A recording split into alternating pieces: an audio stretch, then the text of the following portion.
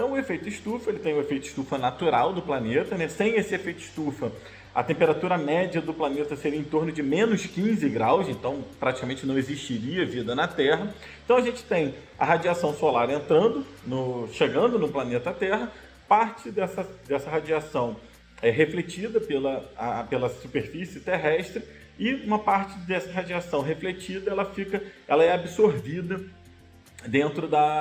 ela é retida dentro da atmosfera e isso causa o aumento da temperatura. Com o efeito estufa, né, o agravamento da situação pelo efeito estufa, que a gente chama de antrópico, né, provocado pelo homem, a gente aumenta essa camada, né, a concentração desses gases de efeito estufa, então a gente retém mais calor na baixa atmosfera. Por isso que também muita gente fala, né, quando se refere à mudança do clima, sobre o aquecimento global. Só que o aquecimento global é só um dos efeitos da mudança do clima.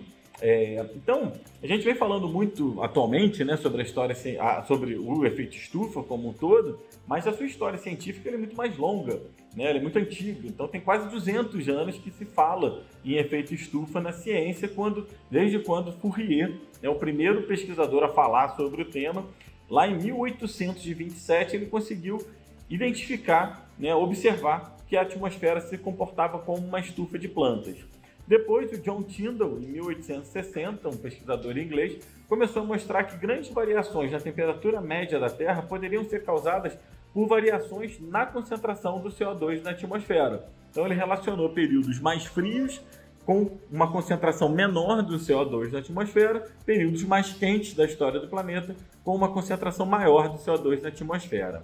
Já o Arrhenius, de 1896, um pesquisador sueco, vencedor do Prêmio Nobel de Química, ele mostrou que se o planeta duplicasse a concentração de CO2 na sua atmosfera, a gente teria um aumento em torno de 5 a 6 graus na temperatura média do planeta.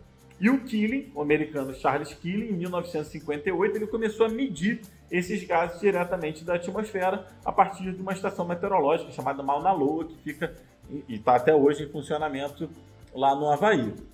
Então, desde que o Keeling começou a medir esses gases, lá em 1958, a gente viu um incremento muito grande, um aumento muito grande na concentração dos gases na atmosfera. E aí eu vou passar uns dados aqui só para vocês terem noção da dimensão e da velocidade com que esse processo está acontecendo.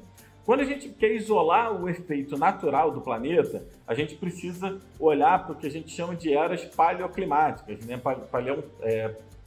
O paleoclima do planeta. Então, em torno de 20 mil anos atrás, quando a gente teve o último máximo glacial, a concentração de CO2 na atmosfera era em torno de 200 partes por milhão. E um pouquinho antes da Revolução Industrial, né, então vamos marcar, é claro que a gente teve ação humana durante esse período, mas vamos marcar a Revolução Industrial como tendo esse marco da ação antrópica para a mudança do clima recente. Na Revolução Industrial, a concentração era de 280 partes por milhão. Então, em 20 mil anos, a concentração de CO2 na atmosfera aumentou em 80 partes por milhão. Quando o Keeling começou a medir lá em 1958, essa concentração já era de 315 partes por milhão.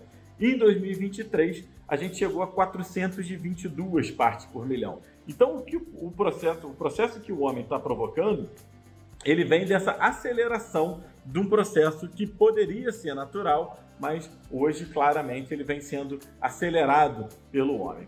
Então, quando a gente fala da mudança do clima recente, a gente precisa considerar as emissões de gases de efeito estufa e elas variam muito entre países e entre setores.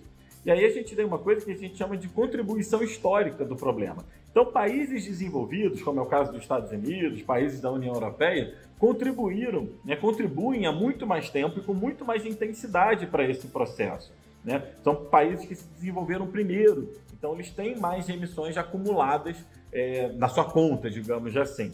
Atualmente, a China é o maior emissor, né, o país que mais emite gás de efeito estufa, mas, historicamente, os Estados Unidos têm uma contribuição maior, chegando em torno de 25% de todo o problema global por conta das emissões dos Estados Unidos, né? O Brasil ele possui uma contribuição histórica muito pequena, em torno de 1%.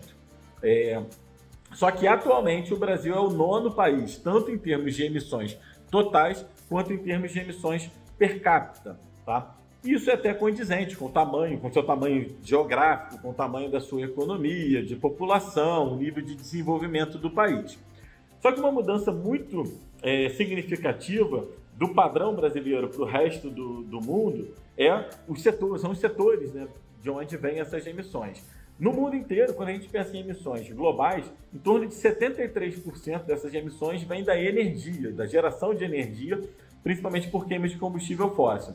No Brasil, como a gente tem muitas emissões, a nossa matriz energética ela é basicamente de fontes renováveis, a gente tem a agricultura e o desmatamento, né, que a gente chama de mudança de uso da terra, como os maiores contribuintes. Então, o nosso perfil de emissões ele é diferente do planeta, dos demais países do planeta. Então, gente, para a gente fechar aqui, entender o efeito estufa e a dinâmica das emissões atuais e a contribuição histórica dos países para esse problema é crucial para a gente abordar essa crise climática, né? Para a gente determinar o nível de responsabilidade de cada país, por exemplo. Então, países historicamente responsáveis pelas maiores emissões têm a obrigação de liderar os esforços de mitigação e apoiar, sim, as nações mais vulneráveis.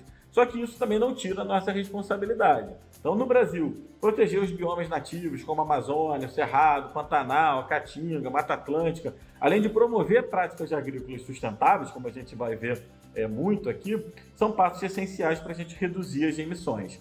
E, nesse sentido, a gente ainda pode gerar os tão falados e esperados créditos de carbono. Mas isso vai ficar para um próximo vídeo. Um grande abraço. Planeta Campo. Patrocínio. JBS. Há 70 anos alimentando o que alimenta o mundo. UPL, reimaginando a sustentabilidade. Apoio. SLC Agrícola, produzindo com eficiência e sustentabilidade. Infinity, gestão de resíduos. Associação Brasileira dos Criadores de Zebu, a BCZ de todos. Campo Forte, nosso forte é fazer você produzir mais.